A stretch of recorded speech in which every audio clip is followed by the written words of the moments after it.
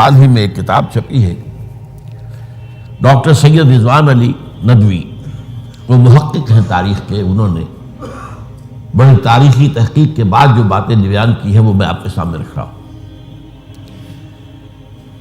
عرب میں جنوب مغرب کی کونے میں، جہاں یہ یمن بھی آباد ہے، اس کے اوپر نجران ہے، اسی علاقے میں یمامہ کا علاقہ کہلاتا ہے۔ یہاں ایک قبیلہ آباد تھا، بنو تمیم۔ یہ جو لوگ تھے بڑے کرخت مزاج، جنگجو، اکھڑ، ضدی، اور جس بات کو ایک دفعہ مان لے اس پر اڑ جانے والے اور مر مٹنے والے۔ یہیں سے فتنہ پہلا اٹھا تھا۔ سب سے بڑا جو نئے جھوٹے نبی کھڑے ہوئے تھے ان میں سب سے بڑا تو مسلمہ کذاب تھا، یہی تو علاقہ تھا۔ اور اس کے خلاف اس فتنے کی سرکوبی میں کتنے صحابہ، 1200 صحابہ ایک جنگ کے اندر شہید ہوئے، جن میں 500 جو ہیں وہ حفاظ تھے رضی اللہ تعالیٰ عنہ اجمعین۔ تو یہ لوگ جو یہ تھے بڑے زوردار تھے۔ اس قبیلے کے بارے میں حضرت عمر رضی اللہ تعالیٰ عنہ نے ایک بڑی عجیب حکمت عملی اختیار کی۔ ان کو وہاں سے اکھاڑ کر اور ایران کی سرحدوں پر آباد کر دیا، اب جہاں پر جہاد ہو رہا تھا، تاکہ ان کے اندر جو یہ جنگجوئی ہے یہ اب اس مقصد کے لیے استعمال ہو، اب وہ دارالاسلام کی توسیع کے مقصد کے لیے استعمال ہو، اور وہ ہوئی۔ حضرت عمر نے 2 چھاؤنیاں بنائی تھی رضی اللہ تعالیٰ، کوفہ اور بصرہ، کیونکہ ظاہر بات ہے کہ اب جو اسلام کا دائرہ پھیل رہا تھا اور اسلامی حکومت پھیل رہی تھی، اور زیادہ تر جو ہے مشرق کی طرف پھیل رہی تھی، ایران اور خراسان وغیرہ کی طرف، تو اب مدینے سے اس کا کنٹرول اتنا آسان نہیں تھا، فاصلہ تھا، تو چھاؤنیاں بنائیں تاکہ یہ اس سرحد کے اوپر یہ موجودہ مرکز رہے یا فوجیں موجود رہیں، کہیں کوئی بغاوت ہو تو اس کو کچلنے کے لیے وہ قوت فوری طور پر دستیاب ہو سکے۔ یہ لوگ ہیں کہ جو عبداللہ ابن سبا کی فتنے سے سب سے زیادہ متاثر ہوئے۔ ان کی مزاج میں وہ کمی تو تھی نا۔ حضرت عمر بھی ان کا جو ایک مضبوط کنٹرول تھا انہیں دبائے رکھا ہے، اور ان کا رخ جو ہے ایک دوسری طرف موڑ کر اس سے اسلام کو فائدہ پہنچایا۔ لیکن اس کے بعد جب فتنہ جو آیا یہ عبداللہ ابن سبا، تو سب سے بڑھ کر یہی لوگ اس کے ماننے والے، اور انہی میں سے وہ لوگ تھے جنہوں نے جانیں بھی دے دی ہیں، جنہیں حضرت علی نے زندہ جلایا ہے، اس لیے کہ وہ کہتے تھے کہ علی خدا ہے۔ اے علی تم خدا ہو، تم ہمیں آگ میں جلا رہے ہو، یہ تو تم ہمارا امتحان لے رہے ہو۔ وَلَنَبْلُوَنَّكُمْ بِشَيْءٍ مِّنَ الْخَوْفِ وَالْجُوعِ وَنَقْصٍ مِّنَ الْأَمْوَالِ وَالْأَنفُسِ وَالثَّمَرَاتِ۔ اب وہ اس آیت کو اپنے اوپر منطبق کر رہے ہیں۔ تو یہ جو کرخت لوگ تھے، انہوں نے در حقیقت جو ہے عبداللہ ابن سبا کے کردار میں سب سے بڑا رول پلے کیا، اور انہی کے ہاتھوں حضرت عثمان شہید ہوئے رضی اللہ تعالیٰ۔ اور اس کے بعد انہوں نے حضرت علی رضی اللہ تعالیٰ عنہ کو اپنے گھیرے میں لے لیا، کیونکہ انہی کی کثیر تعداد موجود تھی مدینے میں جب حضرت عثمان شہید ہوئے۔ اس کے بعد اب ظاہر بات ہے کہ کوئی نہ کوئی تو خلیفہ ہونا چاہیے تھا۔ حضرت طلحہ سے کہا گیا، انہوں نے معذرت کر لی، حضرت زبیر سے کہا گیا، انہوں نے معذرت کر لی۔ اب ظاہر بات ہے کہ حضرت علی آخر امت کو چھوڑا تو نہیں جا سکتا تھا بغیر امام کے، انہوں نے قبول کر لیا، اگرچہ حضرت حسن روکتے رہے کہ ابا جان یہ ان لوگوں کی بیعت جو ہے آپ قبول نہ کیجیے۔ حضرت حسن تو ان میں سے ہیں جو حضرت عثمان کے دروازے پر کھڑے تھے پہرے دار کی حیثیت سے، حسن اور حسین رضی اللہ تعالیٰ عنہ، انہیں تو معلوم تھا فتنہ جو کون لوگ ہیں۔ اس کے بعد حضرت علی رضی اللہ تعالیٰ عنہ نے اسی حکمت سے، جس حکمت کے تحت حضرت عمر نے یہ چھاونیاں آباد کی تھی، دارالخلافہ بھی مدینے سے کوفہ منتقل کر دیا تاکہ پورے عالم اسلام کو کنٹرول کیا جا سکے اس مرکز کے ساتھ۔ اس کا نتیجہ یہ نکلا کہ اب گویا کہ حضرت علی کے گرد ان لوگوں کا گھیراؤ مکمل، کوفے میں یہی تو آباد تھے، کوفی یہی تو تھے، حضرت عمر نے انہیں لا کے یہاں آباد کیا تھا۔ جب حضرت علی نے کوفے کو اپنا دارالخلافہ قرار دیا تو گویا کہ ان کا پھر عمل دخل بہت بڑھ گیا۔ ایک طریقے سے یوں کہا جا سکتا ہے کہ انہوں نے اب حضرت علی رضی اللہ تعالیٰ عنہ کو اپنے محاصرے میں لے لیا، چنانچہ جنگ جمل کے موقع پر یہ ہوا ہے کہ صلح ہو گئی تھی. حضرت عائشہ رضی اللہ تعالی عنہ کے جو نمائندے تھے اور ادھر سے حضرت علی، صلح ہو گئی تھی، طے ہو گیا تھا کہ ہاں قاتلین عثمان کو جو ہے اس کو سزا دی جائے گی، قصاص لیا جائے گا حضرت عثمان کے قتل کا. لیکن ان لوگوں نے 10,000 آدمی کھڑے ہو گئے کوفے کے اندر، ہم سب قاتل ہیں عثمان کے، لوگ قصاص ہم سے اگر لے سکتے ہو. جس کے نتیجے میں اور انہوں نے جنگ شروع کر دی. اور جب جنگ شروع ہو جائے تو پھر اس کے بعد تو کوئی نہیں دیکھ سکتا کیوں شروع ہوئی، کیسے شروع ہوئی، کس نے شروع کی. اب تو یا مارو یا مرو، دو ہی باتیں ہوتی. 10,000 مسلمان ایک رات میں شہید ہوئے جنگ جمل میں. اب اس کے بعد حضرت علی رضی اللہ تعالیٰ عنہ کی خلافت جو ہے حضرت امیر معاویہ نے ماننے سے انکار کر دیا. جب تک قاتلین عثمان کو سزا نہیں دیتے ہم بیعت نہیں کریں گے. یہ نہیں کہ دعویٰ کیا ہو کہ میں خلافت کا حقدار ہوں، یہ نہیں، لیکن یہ کہ آپ کو ان کو سزا دینی چاہیے. اب یہ تھا وہ مخمصہ جس میں حضرت علی رضی اللہ تعالی عنہ وہ فرماتے تھے تو میرا ساتھ دو تو میں ان قاتلین عثمان سے سزا جو ہے ان کو سزا دے سکتا. ادھر انہیں پتا تھا کہ میں سرنڈر کرتا ہوں تو مجھے علی تک تو پہنچنے کوئی نہیں دے گا، راستے میں ختم کر دیں گے رضی اللہ تعالیٰ عنہ. تو یہ پیچ تھا ایک جو ایسا پڑا ہے. اب اس میں جب حضرت معاویہ اور حضرت علی کے مابین فیصلہ کن جنگ ہوئی، جنگ صفین جسے کہتے ہیں، جس میں 70,000 مسلمان ایک دوسرے کی تلواروں، تیروں، نیزوں سے قتل ہوئے. اس موقع پر حضرت معاویہ کی طرف سے ایک آفر آئی. قرآن مجید کو نیزے پر اٹھا کر لوگوں نے کہا کہ یہ خونریزی بند کر دو، ہم قرآن کا فیصلہ ماننے کو تیار. حضرت علی دیکھ رہے تھے کہ یہ اصل میں میری فتح کو شکست سے بدلنے کا پروگرام ہے. تقریباً فتح میری ہو چکی ہے، لیکن یہ جو طبقہ تھا یہ ان کا نہیں، بڑی ٹھیک بات کہہ رہے ہیں، وہ مانیے ان کی بات، جنگ بند کی.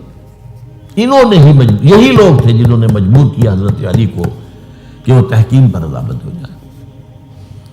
اس کے بعد تحکیم میں جو معاملہ ہوا، حضرت علی حضرت عبداللہ ابن عباس کو اپنی طرف سے حاکم بنانا چاہتے تھے، یہ اڑ گئے نہیں.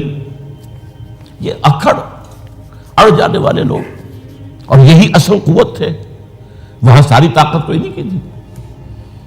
تو انہوں نے ابو موسیٰ اشعری کو اپنی طرف سے مقررہ، وہ بہت نرم خو آدمی تھے، انہیں بنا. بہرحال جو بھی بات طے ہوئی، اب تاریخ کی روایتوں میں اختلاف ہو سکتا ہے. کہا یہ جاتا ہے کہ طے تو یہ ہوا تھا حکمین کے مابین، ادھر سے ابو موسیٰ اشعری، ادھر سے عمرو بن العاص رضی اللہ تعالی عنہما، کہ آپ اپنے جو کلائنٹ ہیں حضرت علی آپ انہیں معزول کر دیجئے، میں معاویہ کو معزول کر دیتا ہوں، پھر جو ہے مسلمان فیصلہ کر لیں کسی اور کی عبادت. انہوں نے کھڑے ہو کے کہہ دیا میں علی کو معزول کرتا ہوں، اور عمرو بن العاص نے کہا کہ میں معاویہ کو قائم کرتا ہوں. اب یہ ہے روایت، واللہ عالم اس میں کتنا سچ ہے کتنا جھوٹ ہے. میں کوئی مورخ نہیں ہوں، میں کوئی تاریخ کا محقق نہیں ہوں. اس کے بعد جو ہے اب یہ لوگ جنہوں نے کہا کہ مانیے تحکیم کو، اور جب انہوں نے حضرت علی نے اس تحکیم کے فیصلے کو ماننے سے انکار کیا تو باغی ہو گئے، حضرت علی کو کافر قرار دیا،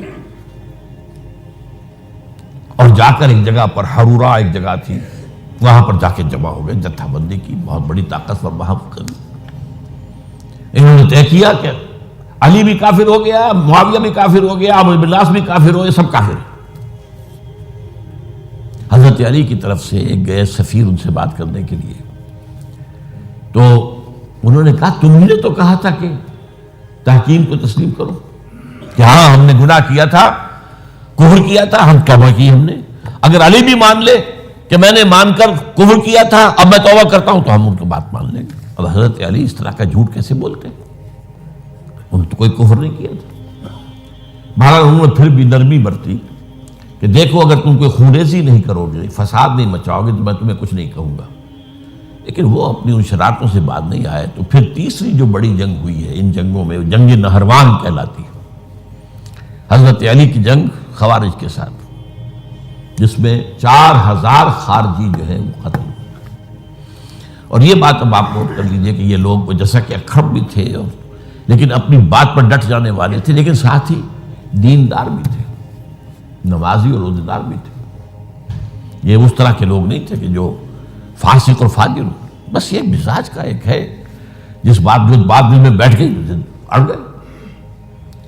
تو یہ اصل میں انہوں نے پھر فیصلہ کیا کہ اور تو ہمارے بس میں اب کچھ نہیں ہے، ان تینوں کو قتل کر دیا جائے، علی کو بھی اور معاویہ کو بھی اور عمرو بن العاص کو بھی۔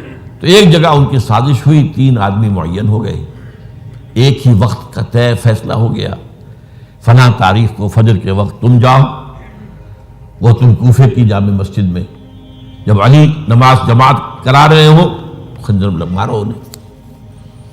اور یہ اس کا نام ابن ملجم تھا، خارجی، یہ وہی لوگ بنو تمیم کے لوگ۔ دوسرا جو تھا وہ دمشق میں حضرت معاویہ کو قتل کرنے شہید کرنے کے لیے پہنچ گیا۔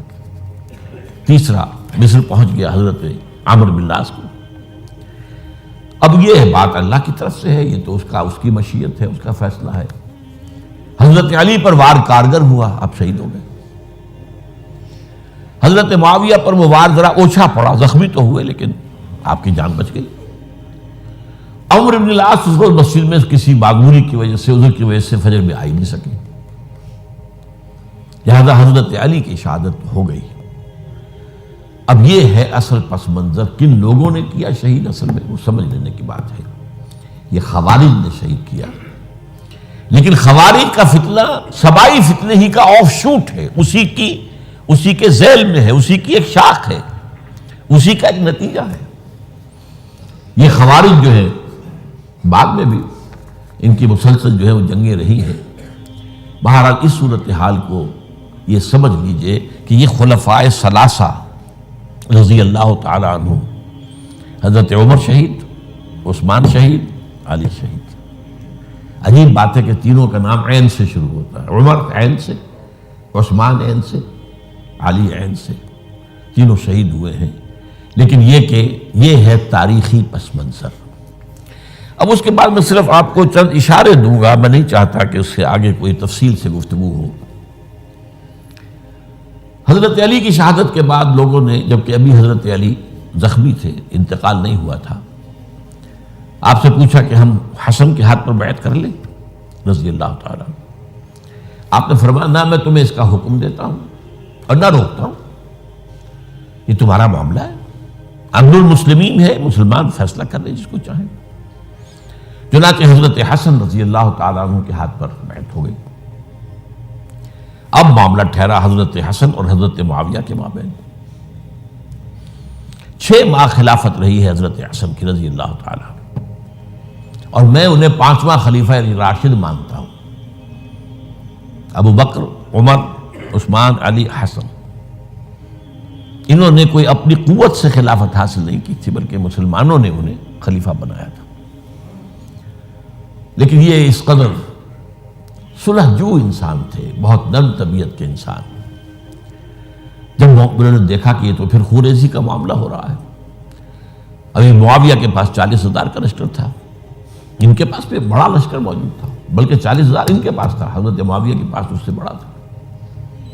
انہوں نے صلح کر لی حضرت معاویہ سے رضی اللہ تعالیٰ، اور وہ حدیث ان کے حق میں جو ہے پیشن گوئی تھی وہ پوری ہو گئی کہ حضور نے فرمایا تھا میرا یہ بیٹا مسلمانوں کے 2 گروہوں کے مابین صلح کرائے گا۔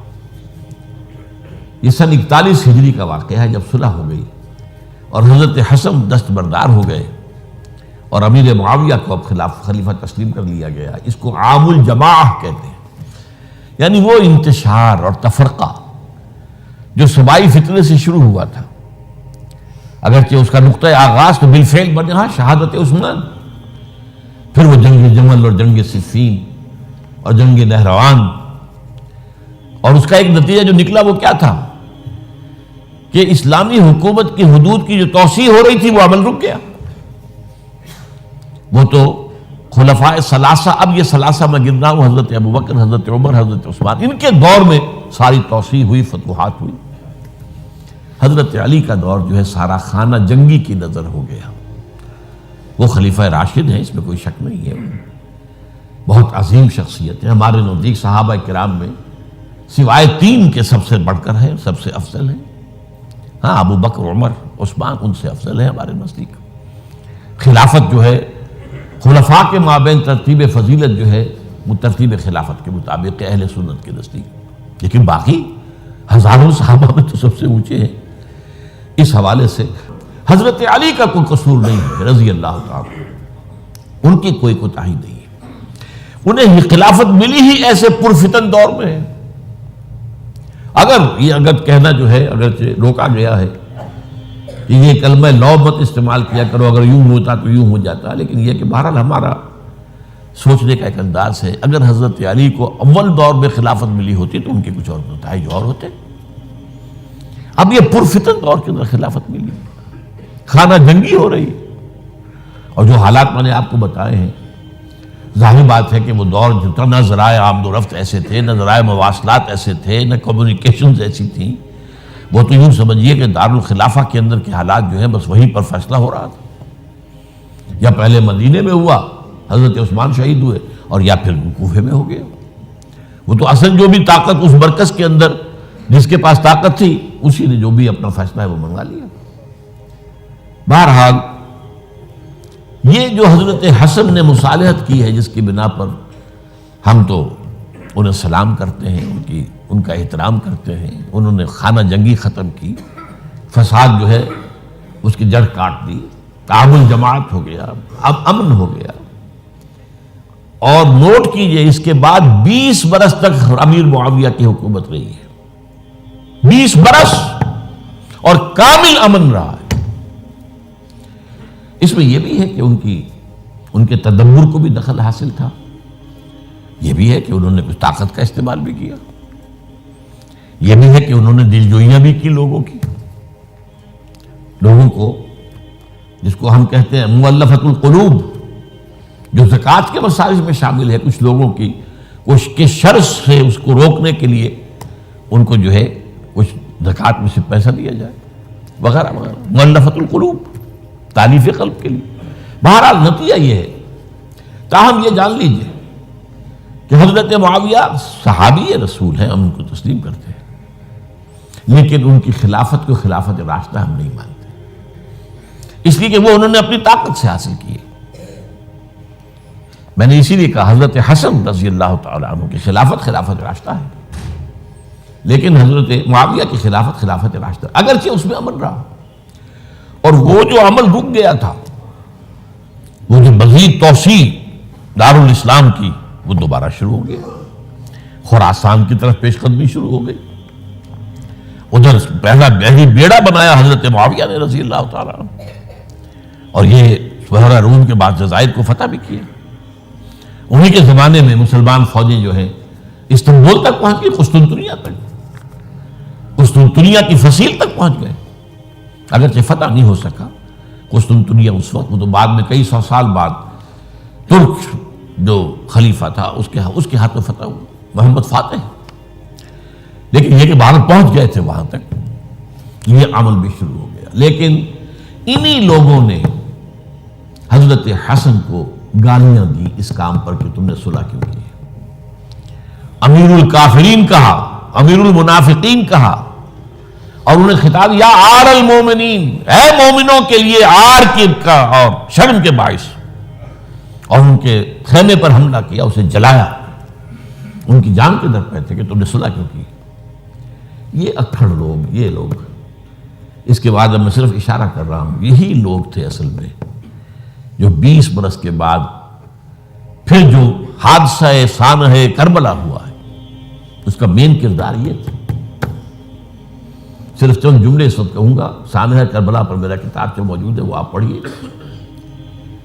حضرت معاویہ رضی اللہ تعالیٰ عنہ کو مغیرہ ابن شعبہ ایک بزرگ صحابیوں میں سے تھے، انہوں نے مشورہ دیا کہ دیکھیے آپ کی خلافت سے پہلے 4 برس تک خانہ جنگی رہی، 1 لاکھ کے قریب مسلمان ایک دوسرے کی تلواروں سے ختم ہو گئے.